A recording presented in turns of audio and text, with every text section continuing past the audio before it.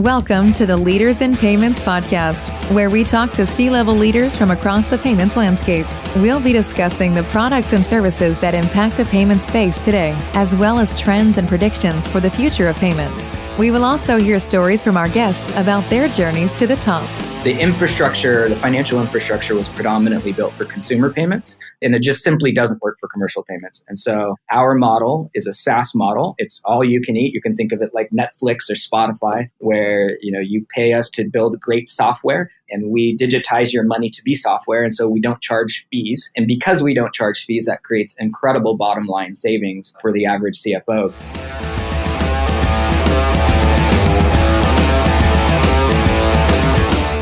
That was Jeremy Almond, the co-founder and CEO of Paystand. This is episode 36 of the Leaders in Payments podcast, and Jeremy is our special guest this week. I'm your host, Greg Myers, and hey, before we get started, if you happen to office in Houston, Austin, or the North Texas area, check out Fuse Workspace, where their mission is to help others do more. Check them out at Fuse, F-U-S-E, workspace.com. Okay, back to the show. Jeremy grew up in Stockton, California. He was one of the first people in his family to attend college and grad school and currently lives on the beach in Santa Cruz. Paystand is a B2B payment network. So what Venmo does for consumers, Paystand does for companies engaging in large commercial transactions. Paystand brings transformation in three areas. 1, no paper, meaning digitization and automation. 2, no fees as they operate as a SaaS model. 3, the value of an open industry. Jeremy has a fascinating story about how and why he started the company, including a turning point in his life driven from a family tragedy. He provides some great insights about the future of payments and some great insights for those just starting their careers in fintech or payments. We have a great episode this week, so let's get started.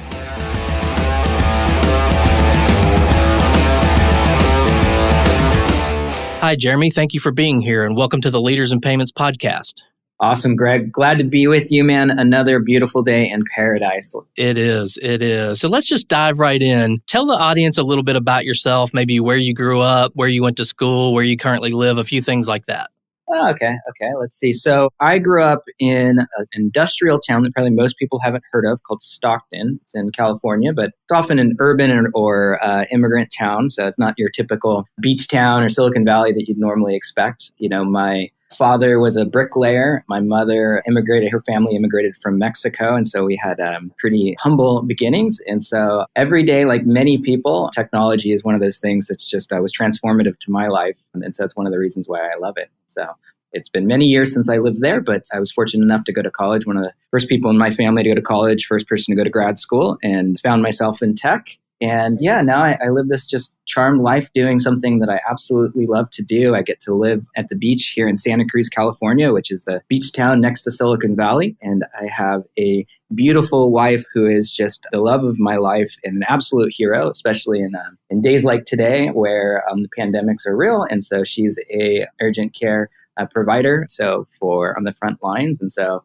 payments are pretty cool, but saving lives are even cooler. And so when I get home, I hear what she's doing, and I just go, "Oh, what do I need to do? What can I take out the trash for you? Can I wash the dishes?" And so puts it all in perspective. I love payments, but man, there are some real heroes in the world, and my wife is certainly one of them. That's great. Do you care to mention what school you went to? Oh, geez. So I did undergrad. This is kind of a long story, but I did undergrad in Santa Barbara, UC Santa Barbara, and then I did grad school out in Amherst. Both were kind of very interesting, unexpected paths. And so, I think life is a little bit like that. It takes you on these journeys and, you just are open to where you lead, and are grateful. You kind of live this blessed life. So. Right. Well, tell your wife thank you very much and that she is, you're right, a true hero. So please tell her that. And let's jump in and talk a little bit about Paystand. So tell the audience what Paystand does. Yeah, so Paystand is a B2B payment network. So you can imagine what Venmo does for consumers. Most people are quite familiar, I'm sure, with Venmo. It's contactless digital payment experience. We do for companies engaging in large commercial transactions, usually between departments like accounts receivable and accounts payable departments. And effectively, this is going to be a surprise to most folks that are outside of the fintech ecosystem. But in the commercial world, most payments in the US are still done over paper checks or some other very legacy before the internet money movement transfer. And so what we do is we come and we bring transformation there. And we do it in some very unique ways that creates enormous savings and bottom lines for our customers and helps transform their business, especially in today's day and age where, becoming digital becomes more important and more strategic than ever for a business. Sure. How big is the company? Yeah, so we're still, early days. So we'll be about 100 employees by the end of the year. We've been at it for a few years now, but let me kind of put this into context. There's about $18 trillion in commercial payments today. PayPal is about $100 billion, a little over that market cap company. And there really is no sort of leader commercial payment company that sort of owns the market the way a PayPal does on the consumer side. And so we think it's really, really early days. The transformation is sort of bigger than any one company, but we do have some pretty unique ways we look at the world. And so, we're excited for where we see, the 2020s and beyond moving. So. Sure. And I read where you had over 1,000% growth. So how do you do that? Yeah, I think so. There's one of the reasons we're growing so fast. We were fortunate. I think we were recently named one of the top 10 fastest growing companies in Silicon Valley by Inc. And, part of that is just keep your heads down, and create incredible value for the customer and business. We've been very blessed. And so let me maybe dive into what is it we do. So effectively, Paystand brings transformation in three major areas. The first is a digitization and automation. So like I said, most companies at the large enterprise scale are doing manual and paper-based process. And that helps. That ultimately means that they're less capital efficient because they have to wait for their cash. They have to go track down their money in a COVID kind of economy. If the rest of your business is entirely digital, but your actual revenue, which is the lifeblood of your business, if that's manual, that's a problem, right? So we help digitize and automate that and sort of self-driving money, self-driving revenue. The second thing we do is we say effectively no fees. So the first is really about no paper. The second thing is about no fees. So most payment companies, pretty much all of them, the way they make money is a fee-based infrastructure. This is something I'm sure most of your guests have talked about, which is when you go, I'm sitting here drinking my cup of coffee right now. And so when I buy my $5, fancy latte or whatever, Visa and MasterCard and the payment companies and the banks, they're probably charging the merchant somewhere around 3%. Now, 3% on a $5 cup of coffee is potentially a reasonable exchange to move the money. But the problem is one of the reasons why commercial payments are still a manual paper-based process is because a 3%, 2%, 1% basis point model that the card networks and the banks and the legacy financial infrastructure charge just simply doesn't work for commercial payments when they're a $100,000 invoice with a company that you've worked with for a decade with contracted invoice terms and $100 million on the balance sheet. So the infrastructure, the financial infrastructure was predominantly built for consumer payments, and it just simply doesn't work for commercial payments. And so our model is a SaaS model. It's all you can eat. You can think of it like Netflix or Spotify, where you pay us to build great software and we digitize your money to be software. And so we don't charge fees. And because we don't charge fees, that creates incredible bottom line savings for the average CFO that might be spending $1 million on hard fees, hard costs to the margins.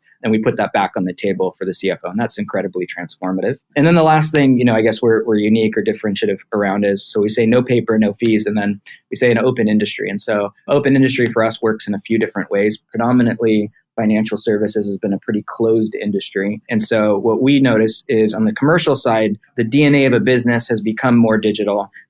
Companies work with their systems of record. These are their CRMs, their customers are in the cloud, their operations, ERPs in the cloud with something like a NetSuite. And so we partner with those companies and we actually sort of enable the money movement based on, what your CRM says should happen with a contract or what your ERP says should happen with an invoice. And we're able to do that through this thing that's been, sort of over glamorized, but it's this notion of a blockchain, which is a smart contract, an ability for the financial service networks to be connected, to not be monopolized, but instead to be democratized. And so various systems can talk to each other, which can enable better, cheaper, faster, more efficient software. And so ultimately, this ends up in a better customer experience, a modern customer experience, lower cost, more capital efficiency, and ultimately bottom line savings for our customers.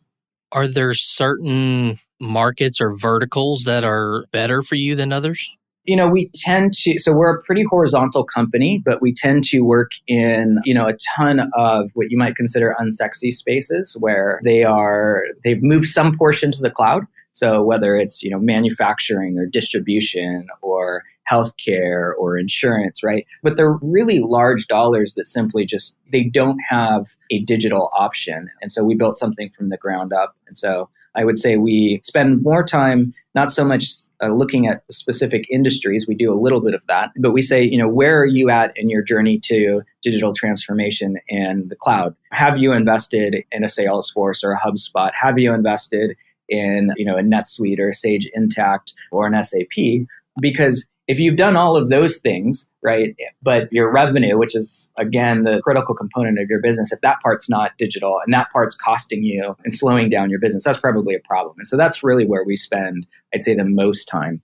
Okay. And you talked about no paper, no fees, and an open sort of technology. Is there anything else that differentiates you from your competitors out there? Yeah, I think so. This overall notion, right, of hard value savings is pretty significant. And this notion that we are creating its own network.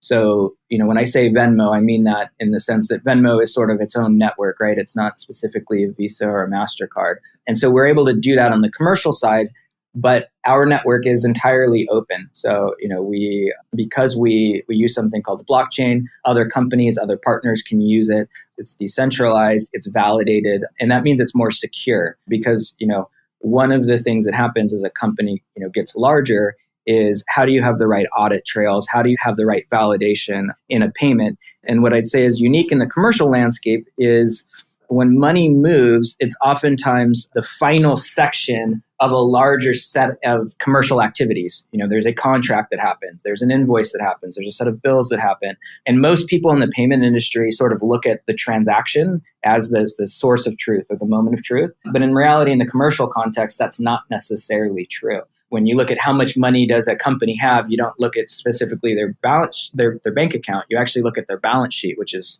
a report out of a software system. And so we think that's sort of fundamentally transformative to how you think about money. And it means that we can, make money move instantly. We can make money move automatically and self-driving, if you will. And then we can do it in a way that's more collaborative with the industry. So, and it sounds like with all those moving parts, it's just more complicated than just a simple transaction. Yeah, I'd say it's certainly, there's complexity in commercial payments. At any given point, you have probably approval processes that happen, right? There is things like, an invoice needs to get cleared if it's certain person may approve it if it's, under 10,000 versus over 10,000, if it's under different thresholds. So there's all sorts of things that are treated very, very differently than when you and I walk into your coffee shop.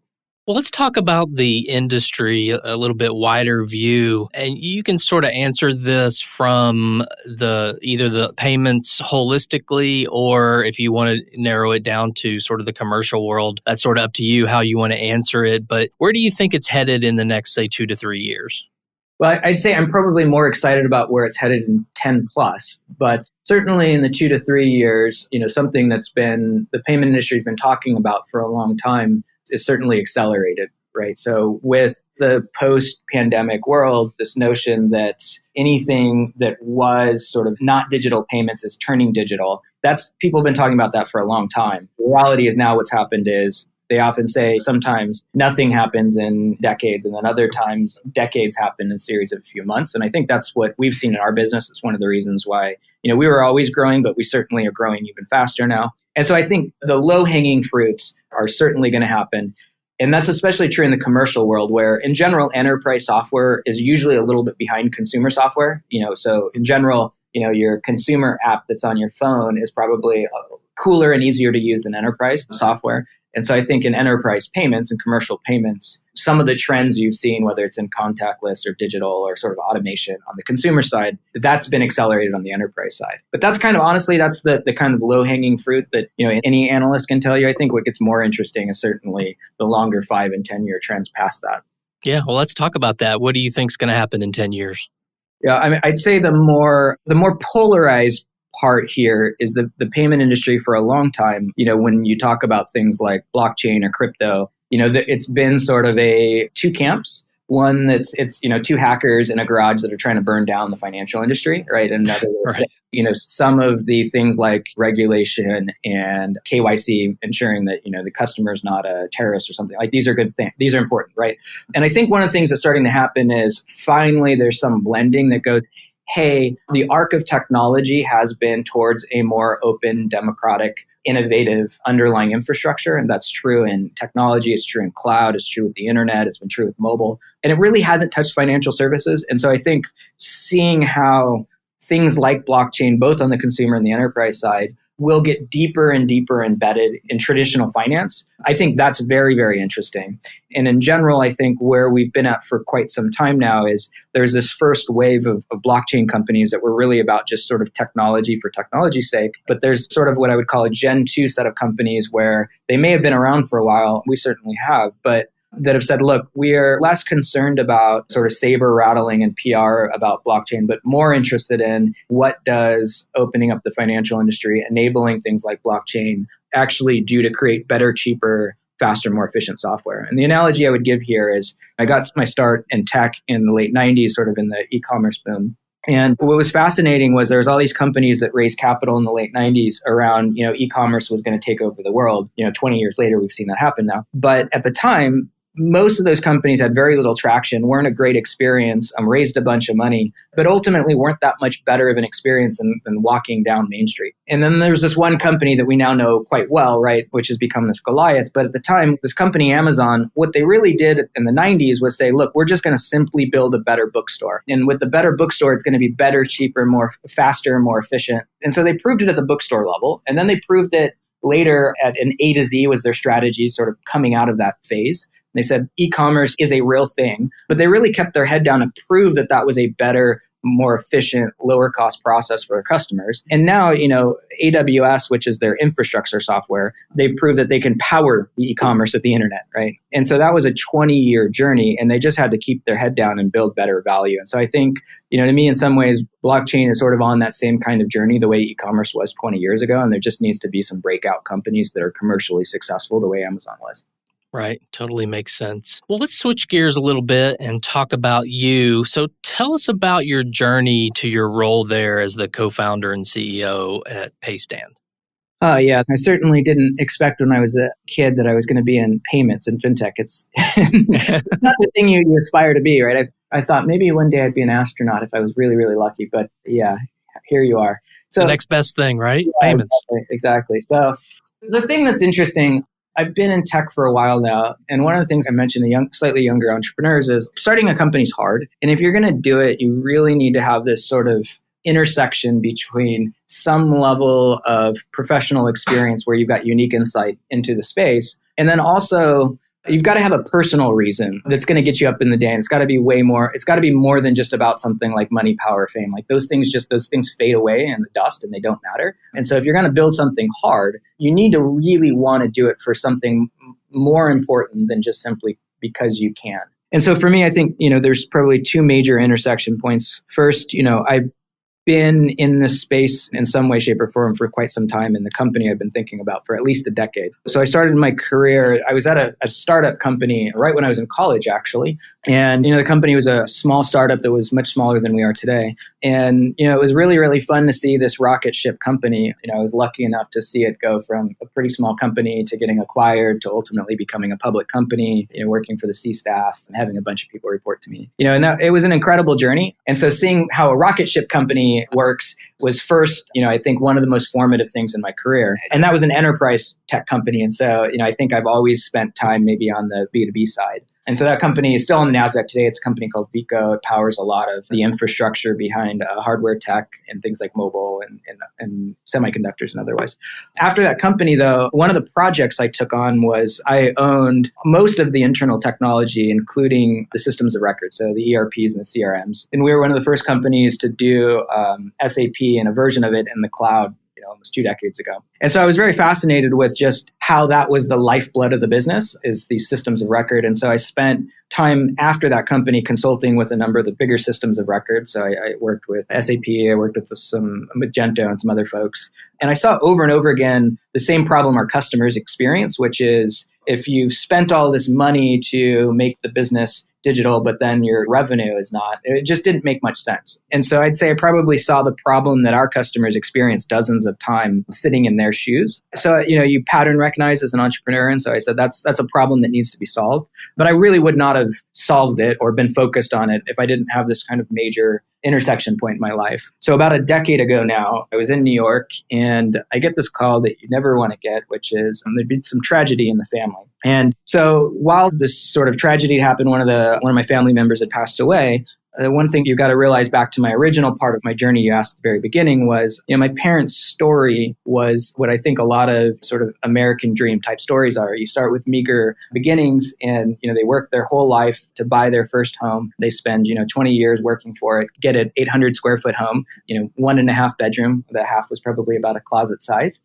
But they were proud of it. It was, everything that they had worked for their whole life. And so as one of my family members passed away, this was in 2008, which in some ways was a lot like 2020. It was a time of unrest. And so this was when there was this thing called the financial crisis. And so my family was one of the many millions of Americans who lost their home in the financial crisis due to just an insane set of unexpected circumstances that piled up. And, I remember kind of coming out of that experience and going back home in New York, and I was walking downtown New York. And, again, it was a little bit, people forgot what this was like until 2020, but it was a time where people were just unsettled. And so I remember walking down and there was this thing called Occupy Wall Street at the time. And people had these sort of picket fence, signs and stuff. And people were really angry and, they wanted to burn down Wall Street and the whole thing. And I remember looking at all these folks and I felt this kind of visceral anger myself, like I'd experienced the pain that some of these folks were upset about. And then I had this moment where I realized, boy, but man, I've been just so blessed in my own life.